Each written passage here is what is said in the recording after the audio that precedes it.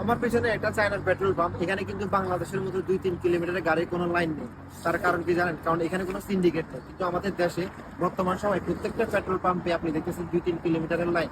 যে জায়গায় Iran Hormuz প্রণালী দিয়ে যে বাংলাদেশের তেলবাহী জাহাজ প্লাস চায়নার তেলবাহী জাহাজ দুইটারই জাহাজ কিন্তু ওরা ছেড়ে দিচ্ছে, তারপরেও কেন বাংলাদেশের এই অবস্থা? সেটা আপনারা সবাই বুঝতে পারছেন। সিন্ডিকেট বাংলাদেশে কি পরিমাণ সিন্ডিকেট হচ্ছে। বর্তমানে আমরা জানি যে 20-30% পর্যন্ত ওয়ার্ল্ডে তেলের সংকট চলতেছে। তারপরেও চায়নার প্রত্যেকটা পেট্রোল পাম্পে আপনি কোনো রকম বীর পাবেন না, কিন্তু সেই জায়গায় আমাদের বাংলাদেশে এত পরিমাণ বীর মনে হবে যে বাংলাদেশে কোনো তেল নেই। তার একটাই রিজন, তারা সিন্ডিকেট করে এই যে পেট্রোল পাম্পের মালিক থেকে শুরু করে সবাই আসলে এই যুদ্ধটাকে পুঁজি করে ব্যবসা করতে চাইতেছে। কিন্তু চায়না এটা অসম্ভব, কারণ চায়নার প্রত্যেকটা পেট্রোল পাম্পই গভর্নমেন্ট দ্বারা পরিচালিত হয়। তেল কত দামে সেল করবে এটা পর্যন্ত গভর্নমেন্ট নির্ধারণ করে, এবং আপনার কাছে কতটুকু তেল আছে এটা পর্যন্ত গভর্নমেন্ট ডিজিটালি মনিটরিং করে।